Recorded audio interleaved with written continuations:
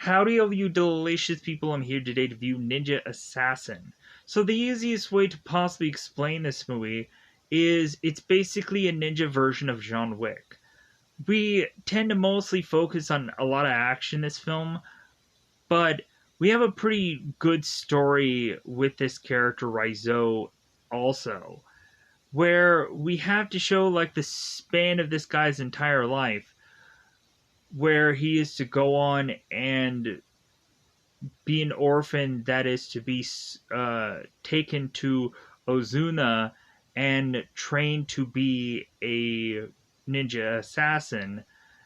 And so Ozuna is to mention that he is a part of any number of these people that he is to have obtained here, as well as they are a part of him. And this guy ends up going on and saying this, but then turning around and like torture training all of these people to make them better, to where he cannot go on and accept failure, and so he slices into every one of them to prove that. Not only that, we go on to have at certain points certain people who are to assume that they know pain, and Ozuna is to prove them wrong. That they have no clue what pain really is. And so, but with that said, also, we have the story of Mika, who is to be this research detective who eventually is to stick her nose into a story that she does not belong in. Because Mika is to go on and start to figure out about these ninjas.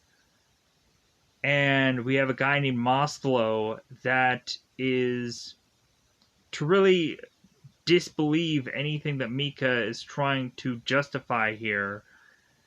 And so we have Mika going on and meet with Mrs. Sabatan, who's eventually going to tell a story about her husband, and the fact of the matter of like this guy going on and eventually having these certain lights outside his place, because of course he needed to make sure desperately that these lights were on, so that way he can eventually see the ninjas coming. And eventually they go on to figure out a way to turn off these guys' lights to then come after him and kill him. So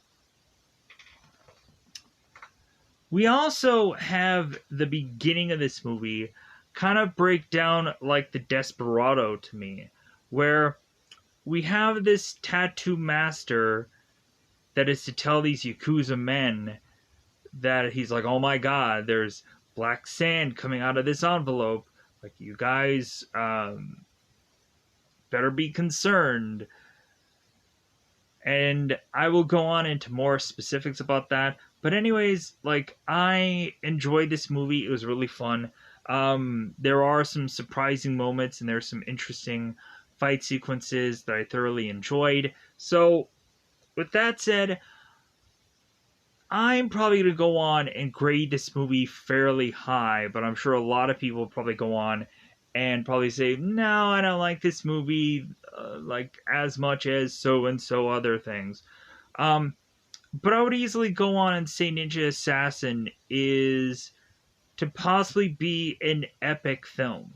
Pretty epic. And that is to be beyond even great, which very rarely do I go on and like say the movie is epic. More than likely, like the a movie that is to be epic is to be like one of those big, massive films like Terminator 2, or to be one of those like Avatar kind of movie, like big, massive kind of films, and Ninja Assassin just kind of fits that bill. Uh, Interestingly enough, this movie was to have gone out originally on Thanksgiving one year, and really, I had no qualms about going on and seeing this movie. But then eventually, once this movie was conveniently be able to like see anywhere, really, I was like, oh my god, this movie was freaking amazing. And so it really just was to win me over when I went on to eventually see this film. So with that said, currently available on Hulu. Check it out. Convenient watch. So let's go on into the double five time territory. Let's just go on into spoilers about this one because we're gonna have to tell uh, Raizo's whole entire life story here within this movie. So, with that said, I think it's about that time to just go on. Let's go into, of course, spoiler time. Spoiler time. It's about that time we spoil this movie. So, in the very beginning part of this film, we have a number of Yakuza who are to be around this building where we have a guy named Hollywood who is getting a tattoo by this tattoo master who is going on and kind of poking in to this guy's flesh to have this red ink being put into this tattoo.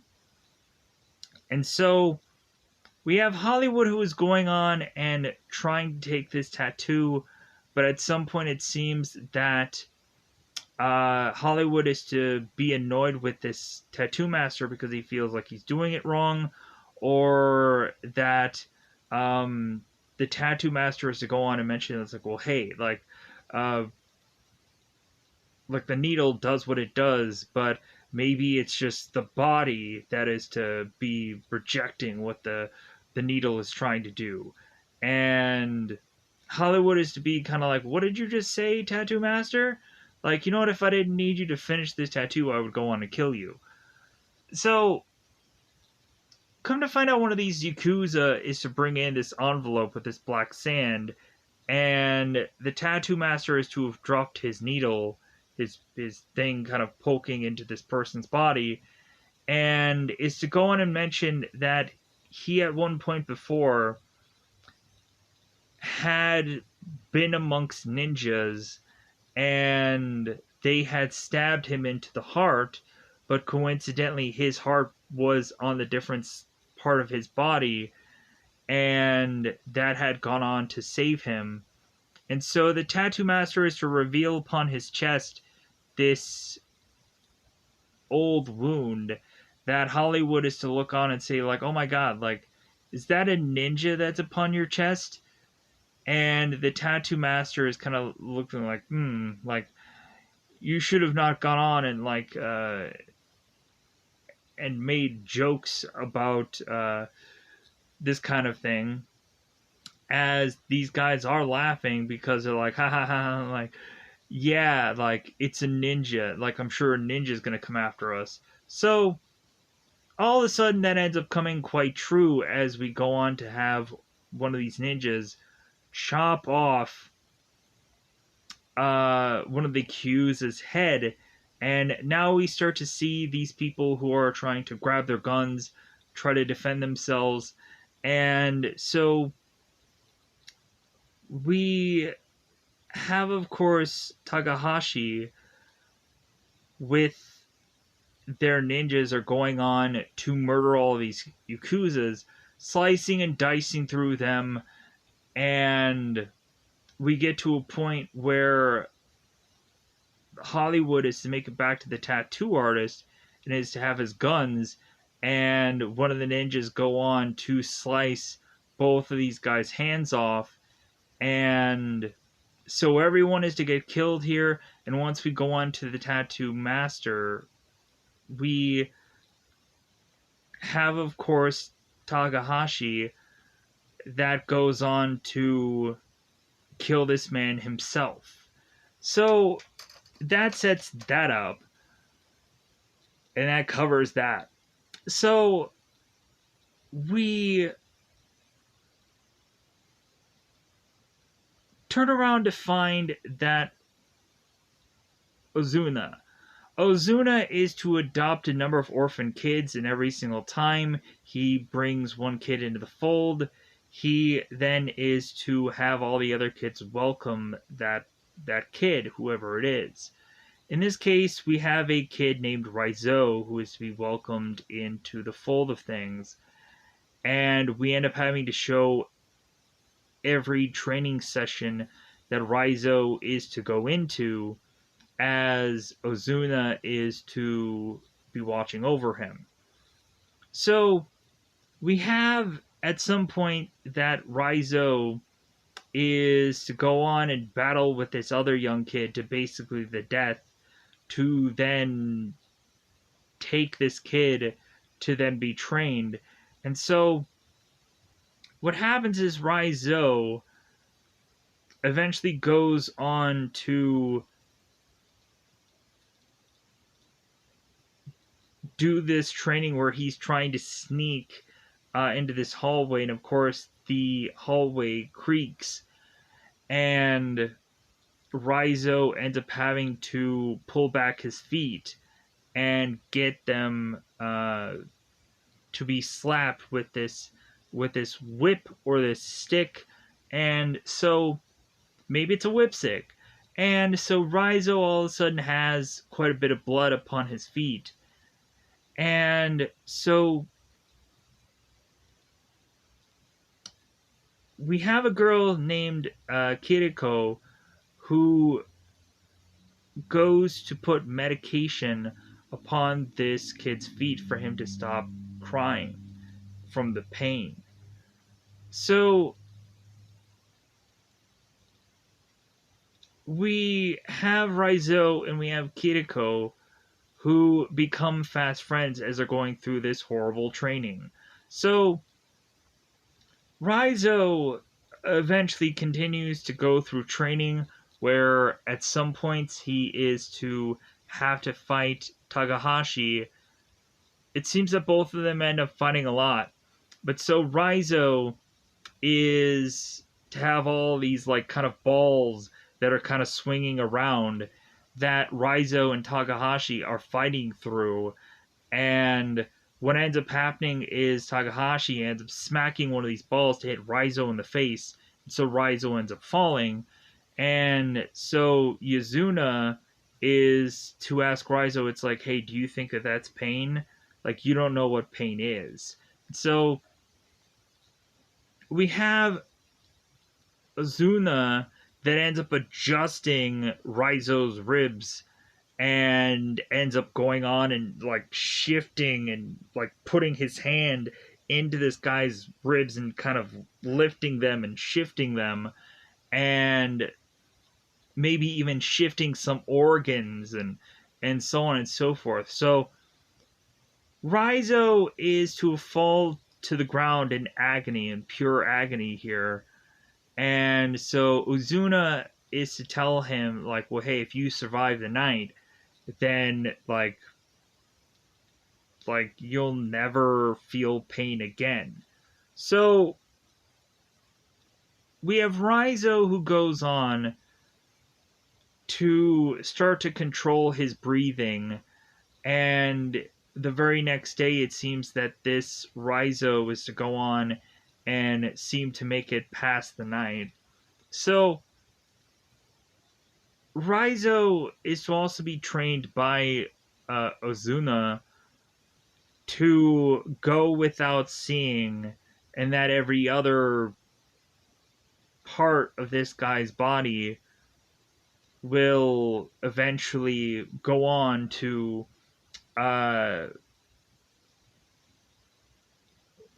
like advance as far as senses or the other senses go. So Raizo is to go on and fight Takahashi, and Raizo learns how to hear where his villain is or where his fighter is, and to where Takahashi's kind of using this sword and adjusting it and swinging it to where it's not hitting Raizo, but Takahashi wants to see if Raizo is going to move or going to adjust. So finally, Raizo is to know where Takahashi is, and so we have Raizo who ends up using this like, I'm not quite sure exactly what this weapon is that we see here. Let me pause here for a second. Let me see if there's a name for this. Shinobi Fixed Blade is what it's called, but there's also certain things that end up calling it like a dagger, like just kind of like a dagger. Uh, there is no like chained dagger or what. Anyways, but so we have this fixed blade that ends up spinning around and grabbing Takahashi and having him fall and trip here. So Raizo ends up doing fairly well for how he's being tortured consistently. So let's go on and let's put a pin in that, and let's go on and let's talk about Mika here. So we have Mika, who is going on to give Maslow a Delgado report, or Delgado report, and Mika is to have a thick amount of research that is on one side of her, and Maslow is to ask Mika, it's like, well, hey, what's that research about? And Mika's like, you don't want anything about that. And so Maslow is to eventually tell Mika, it's like, well, hey, like, what things do not belong? A laptop, technology, ninjas, and this and that, spaceship, ninjas. Anyways, so Mika is to realize that ninjas do not seem to be a rational existing thing, but Mika is to go on and take Maslow to this other office to explain to him that at some point a hit would go on and be like 800 pounds of gold. And so Mika is to realize that eventually there has been certain payments that are to go on into certain locations that are to be the exact same to the penny equivalent of 100 pounds of gold. So they've gone on and readjusted through the years of doing certain wire transfers that are the exact same amount of money as 100 pounds of gold. So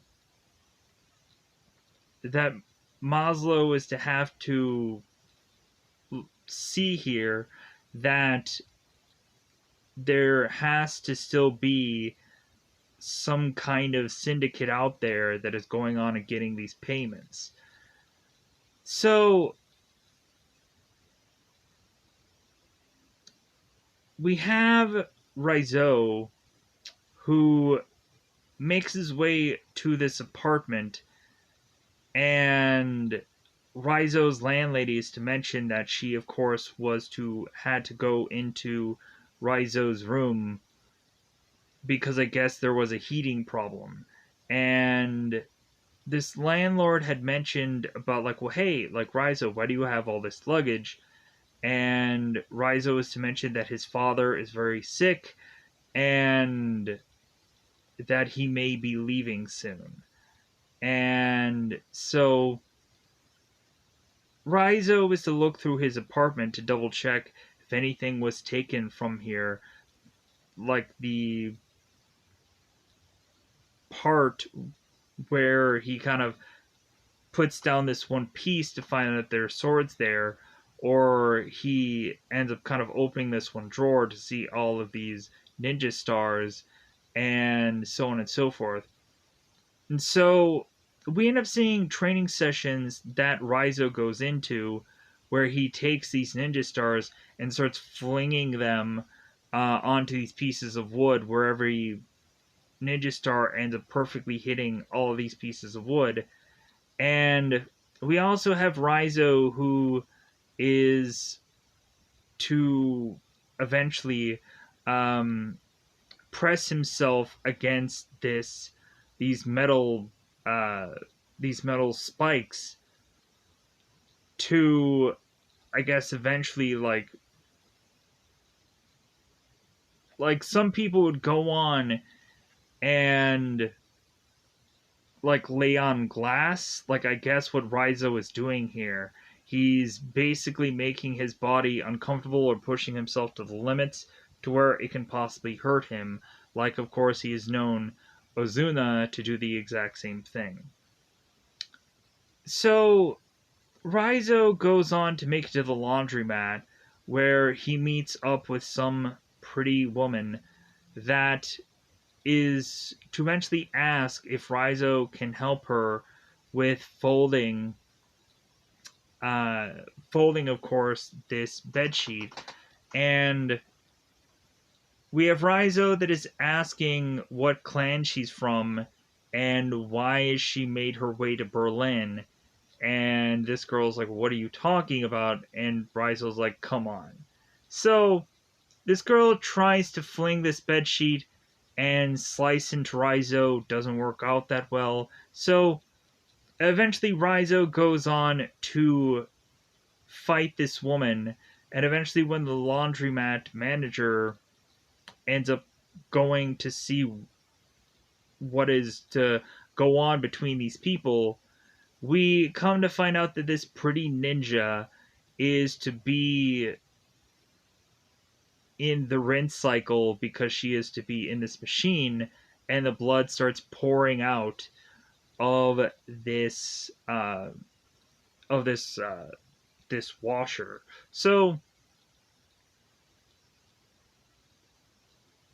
cue us having Mika and Maslow, and so eventually what happens is we have Mika who has one of her, I think her like internal affairs people coming to see Mika and asking about Maslow and if he is to be working too hard. And Mika's like, "No, I don't think he's working hard at all."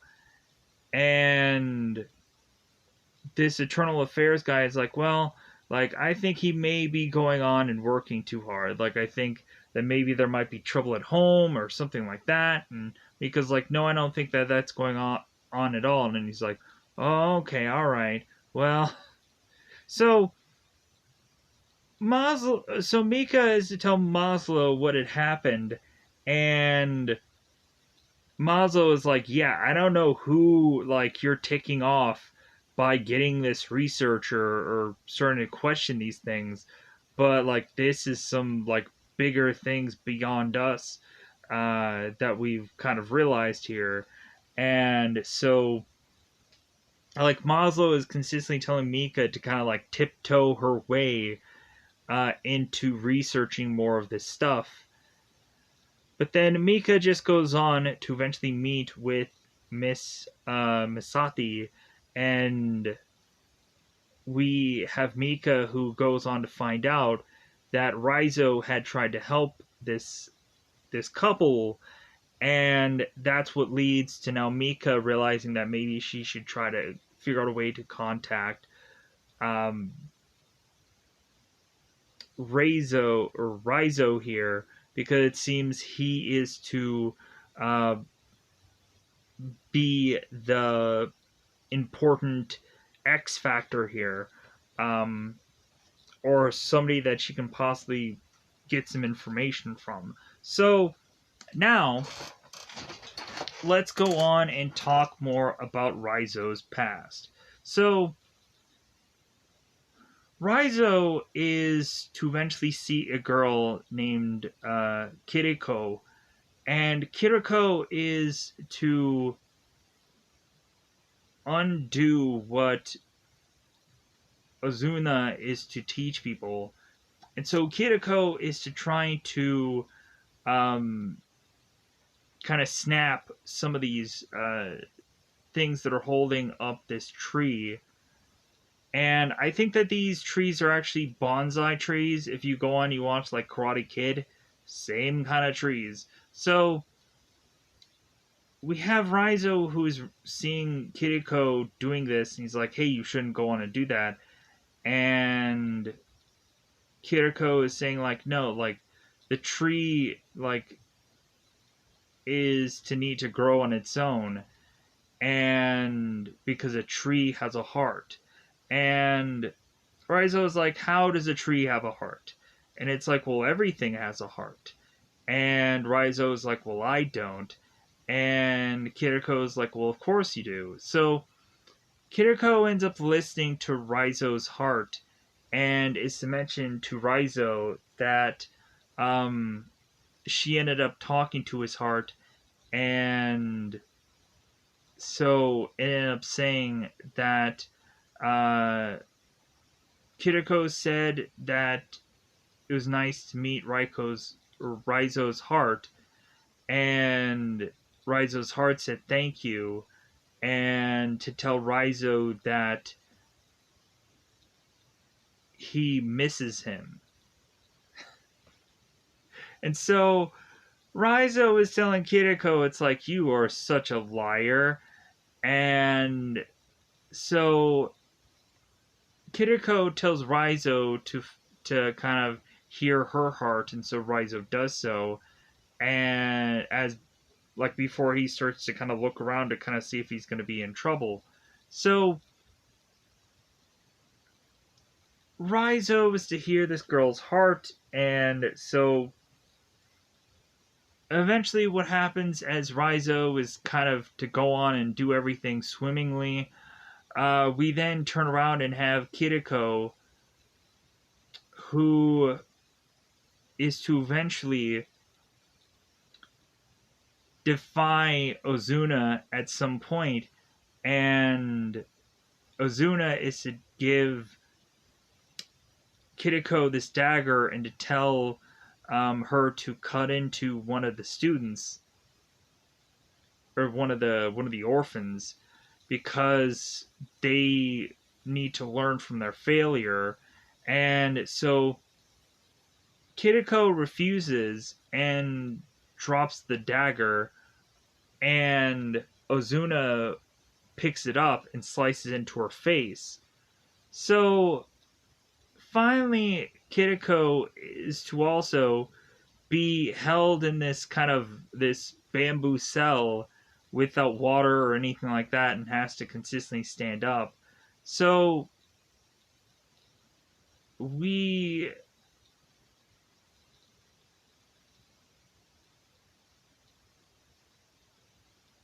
have Raizo, who takes a straw of water to try to put it into,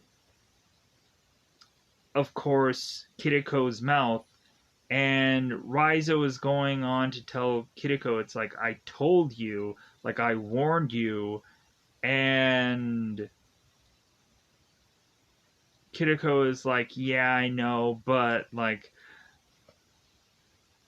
we still have Kiriko who's to be defiant here. So we get to a point where Kiriko is to take these certain items and want to go on and escape this place, and like these certain like kind of claw items, so that way she can claw her way up this wall, so that way she could leave this place. And so Raizo ends up noticing that Kiriko leaves as he is to wake up in the middle of the night to go after her. And we have Kiriko who is begging Raizo to go with her, kissing Raizo, and so Kiriko ends up leaving as Raizo is to tell Kiriko, it's like, well, like, my home is here, like, and, like, I'm going to stay. So Kiriko ends up leaving, and, like, Raizo was to tell her, it's like, well, hey, like, you're gonna get dragged back here, and you're gonna get killed, and they're gonna stab into your heart. And Kiriko's like, well, like, they aren't going to take my heart no matter what they do. So Kiriko ends up getting dragged back by Takahashi. And so eventually what happens is Takahashi ends up killing Kiriko and stabs into her while Takahashi is looking at Raizo while doing it. So now Raizo is to kind of try and forget everything that Kiriko was to tell him and go on and focus on his training. So Raizo gets to the point to where training has gone so well for him that Ozuna is to have Raizo on this assignment to go after this guy who is just to be called the Kingpin. This much bigger guy than Raizo, who eventually Raizo meets with him in this bathroom, and he's supposed to go on and take this guy's watch. So Raizo ends up going on with just this little dagger to go in and stab this guy in the neck, where he's just like, that kind of tickled. So Raizo is to realize he's really going to have to slice into this guy multiple times and really go in and really chop him and hit him, and to get the blood really flowing out of this guy to the point where it seems nothing is working, to the point where Raizo is having to forcibly smash this guy's head into this urinal consistently, killing him off finally here. So Raizo now with this broken thing of a watch, Raizo goes and takes this to Ozuna, and Ozuna is to tell Raizo to keep this watch, as like every time Raizo goes and looks at this watch, he'll remember about this moment, his first kill, and he'll always think of Ozuna. So now Ozuna is to give really Raizo his kind of Bruce Wayne Batman Begins moment, where now Ozuna is to throw a woman's body right in front of Raizo to say, hey, kill her off here because she ran away, and so now you have to go on and you have to kill her. So Raizo goes on and is to drop his chained blade, his dagger, and he is to seem to want to go on and kill this woman, but instead he goes after all the ninjas that are around this place, and is to slice into Ozuna in the face, and Ozuna goes on and says to kill him. So we have all these ninjas go and start to circle around Raizo, and we have Takahashi just kind of waiting around, waiting for his time, waiting for his moment. And so eventually they start slicing into Raizo here, but eventually the real takedown moment is when all of the ninjas all at once start throwing all of these ninja stars at Raizo, and Raizo ends up falling from off this building into this lake or this body of water and splashes and is to assumed be dead, but instead Raizo goes on to eventually become defiant against Ozuna, and is to figure out how to have healed his wounds, like Ozuna had gone on and sliced his own hand and then shown that it had been healed, by saying that these characters, when eventually figuring out a way, they can go on and do certain hand gestures and certain things with their hands to figure out how to go on and start to heal themselves. So now we've gotten to all of that now. So now we're going to have to get to Mika, who is to make her way to her house one night to be told by one of the people outside these buildings that there are often certain times where certain blocks just go completely dark, go black, and we have Mika who is to be very worried about that, realizing that there may be a point of somebody coming after her, and that is true. So we have Mika who makes her way home to find that there's a letter there with black sand, and so Takahashi and a bunch of ninjas are to make their way to kill Mika, and Raizo is to go on and be there because Raizo is to get this letter, I guess, from somebody trying to help him out. And he ends up getting the picture of Mika and his address. So Raizo goes on to defend this girl, and when eventually Raizo goes on and kills most of the ninjas there, but I guess maybe Takahashi might not have been part of this crew, but because he ends up dying later on in the film. So we have Raizo that explains to Mika that a gun is useless here, and Mika is to say it's like, well, like I don't really have any other like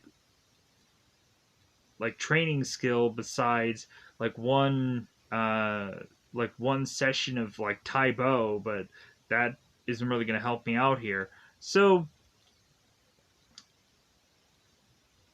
we have Raizo and we have Mika that leave this area to go on and have Mika saying it's like, well, hey, like, are they after us? Are they following us? And so Raizo's like, well, yeah, they're following our scent.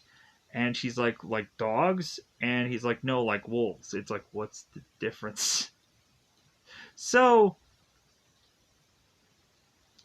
Raizo is to say that he needs an exchange of clothes, and that if Mika is to leave this car, they will hunt her down and they will kill her. So she might as well just stay in the car. So Raizo goes on and asks this girl's pant size, like, "Hey, you're 36, right?" And she's like, "No, 34." And so Raizo is to realize that she had lied here, and eventually he'll bring it up that the only time that Mika was to lie was about her pant size. And ha ha ha, we get the joke there. But so Raizo gets supplies and then goes to a hotel and is to tell Mika to wash herself but don't use soap. And then Raizo goes on and is to put a cigarette around Mika because, of course, she wasn't a smoker and now she, of course, will be, or smell like one. So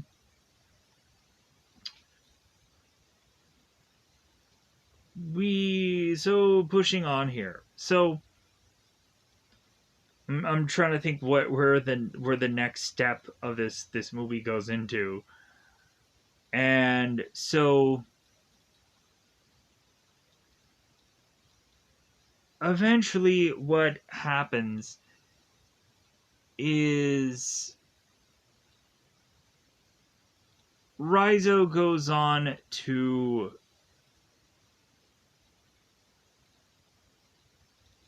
eventually get, oh my god, Raizo eventually goes on with Mika to meet with Maslow, and come to find out this is an ambush for Raizo, as Raizo ends up getting arrested, and Raizo is to go on and tell Maslow, it's like, why did you do this? Like, people are going to die. And Maslow is like, I don't know about that. So Raizo ends up getting arrested and put into this place where he's to get chained to this wall. And we have one of these Europol detectives or investigators that are going on and saying that, hey, this guy looks like a boy bander, and we have supposedly Raizo hearing this. It's like, well, he didn't hear that, did he? Yes, he did. So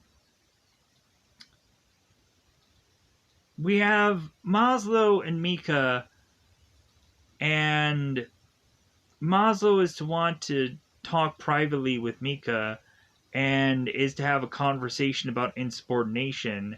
And so Mika goes on to pull, or Mika goes on to be pulled aside by Maslow. And so Maslow's like, hey, I don't know who, like, we've really ticked off here, but, like, man, like, this is the worst. So we have Mika that is going to start to realize that eventually the ninjas are going to make their way to where, of course, Maslow is, as Mika is to bring this thing of water to Raizo, and Raizo is to mention, it's like, well, hey, like, I know that you haven't been lying to me, except for the whole pant size thing. And so Mika is to know from Raizo that these guys are coming soon, that he can sense that they are near. And Mika goes to talk to Maslow and to say, like, hey, like, I have on good authority that these guys are coming and they're probably already here. And all of a sudden, all the lights go out, and boom, all the ninjas start dropping from the ceiling and start taking down most of these detectives without them realizing it. So Mika is to run off to try to go on to get to Raizo to free him from his chains. And Miko is to also bring Raizo his weapons, and Raizo is to go on and say, like, you know what, I really love you right now, Mika. So Mika is to go on and quickly try to unchain Raizo as we start to have ninjas killing all of these Europol guards off and making their way to Raizo, to where Raizo is to tell Mika, it's like, I don't know if you know this, but you really have to hurry up here. Like, Mika, now. So, Mika then frees Raizo from these chains to have him go on and smash this guy's head against this wall. And so, now Raizo has to go on and try to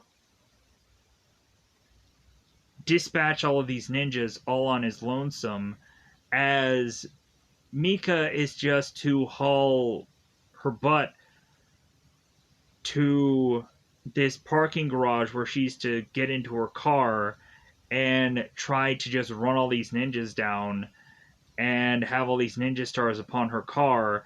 And so Mika's just driving like crazy to just get the heck out of here.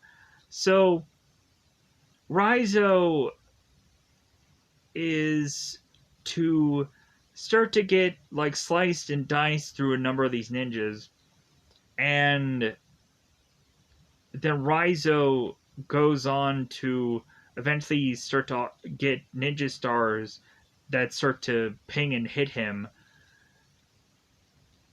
to have Raizo now having to face against Takahashi. And so we have both Raizo and Takahashi that are fighting, and they end up getting hit by this car, and because they're now kind of fighting in the streets. And we have Miko, who ends up bumping in again to Raizo and is to tell him, like, hey, get into the car. And Mika's like, man, like, I'm glad I found you. And Raizo is like, well, yeah, I've been waiting here, like knowing that she was going to come this way. So Raizo and Mika drive off to get away from all these people, and Raizo is to kind of pass out here, and Raizo is to be supposedly sleeping, and Mika, I believe, ends up making a phone call to Maslow, and so Maslow is still alive. So Mika goes back with Raizo to eventually tell him that, like, I'm just this researcher, like, I'm nobody, like, no one should go on and try this hard to protect me.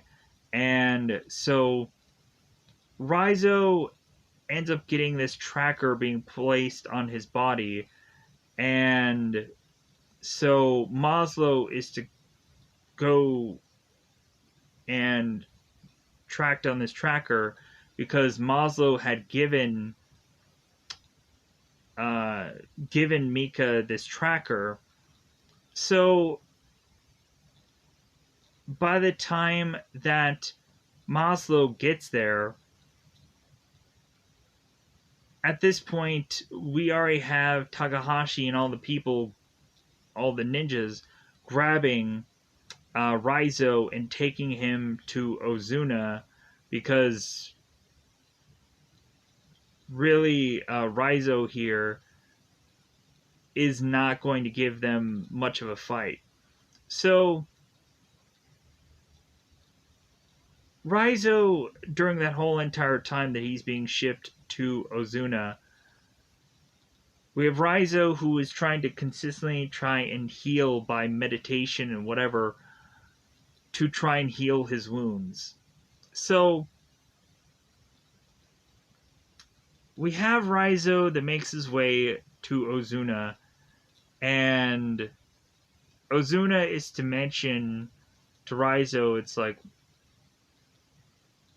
you know what, like, I thought that you were good enough to replace me one day, and like, I couldn't stand that you were to go on and to have done all the things that you did, so on and so forth, that like how much you had hurt me, and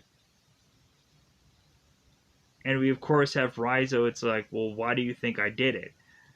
Because Raizo's whole purpose was to try and hurt Ozuna, and so Ozuna says, "Get this thing out of here." So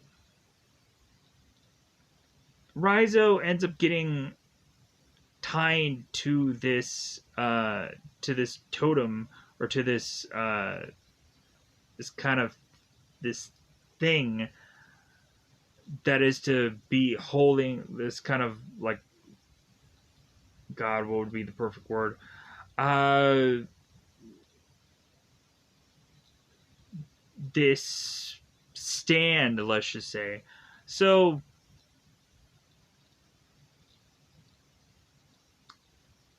we have Raizo who consistently has his ribs being adjusted again, like being shoved this hand into this guy's ribs and breaking them or snapping them or whatever. And so Raizo is to consistently start bleeding here, and come to find out, Raizo is to have the tracker and it's blinking. And so now all of Maslow and all of his men that are left are all to raid this place and start shooting, as the ninjas are to try to get a higher ground and try to go for the roof to try to defend themselves. So we have Raizo that first off is to fight off most of the ninjas to make his way to Takahashi. And so Takahashi is to mention Raizo about Kiriko and how it felt to stab into that girl and kill her off, which is to just anger and upset uh, Raizo even more. So eventually they're fighting here, and what happens is at some point Raizo is to chop off Takahashi's fingers, but then use his blade with the chain to eventually wrap um, into, like, the blade is to be on Takahashi's arm, but then the like Raizo kind of slings this chain around to eventually have Raizo being behind Takahashi, and so we have Raizo who is pulling this chain to having Takahashi forcibly stab himself into the neck to kill himself here. And so now Raizo is to go off to Ozuna, and Ozuna immediately ends up taking the blade that has the chain on it, and Ozuna ends up breaking it. And so now we have Raizo without any, like, chain blade here. So Ozuna and Raizo end up starting to fight with just fists and so on and so forth. But then Ozuna wants to go on and take this blade out to just finish this job and take this guy out. And Miko ends up appearing to want to just shoot Ozuna here. And we have Ozuna who is to stab into Miko or Mika, and she ends up falling down and she ends up getting supposedly stabbed in the heart, but her heart is in a different direction because she's special. And so Ozuna doesn't die here. So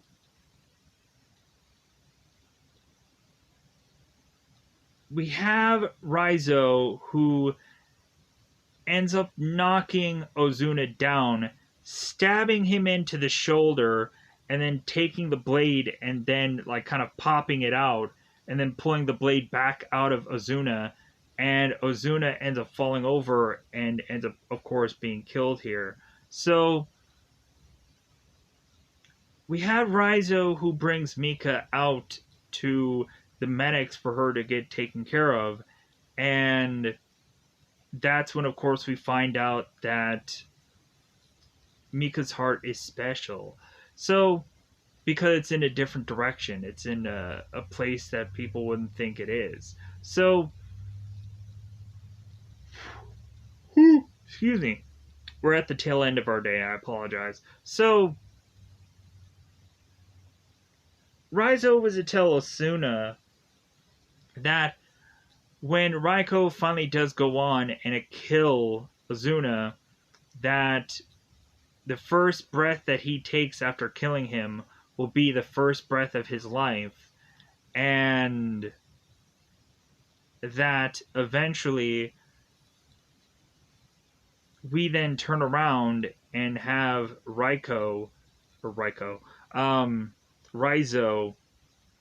who eventually is to see that same exact wall that Kiriko had climbed over, and Raizo climbs over that same exact wall, and then is to breathe in the fresh air, as, of course, Raizo is to now be free of Ozuna and worrying ever if Ozuna is going to come after him, and so on and so forth, which is probably just going to lead to, considering there are several different clans, that maybe Raizo is going to have to go on and start killing all of the clans, if there ever was to have been a sequel, but I'm sure if there wasn't by now, there isn't going to be.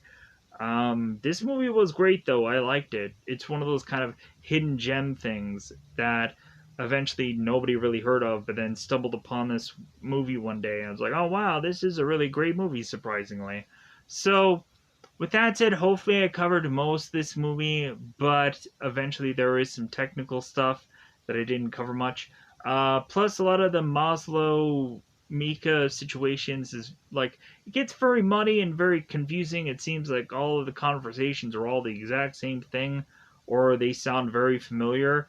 And I apologize about that, but like all the conversations are really just boring and just this like very similar. So with that said, I think I'm going to go on and just try to get out of here. Let me know in the comments below if there's something that I massively missed for this review. I know I was to probably go on and say a number of names, probably butchering them or saying them incorrectly, but specifically with this movie, it's surprising to actually get certain names actually correct. So with that said, I'm going to go on and just try to get out of here. Goodbye, everybody. Goodbye, everybody. Hopefully everything is covered. I think I covered most of the movie.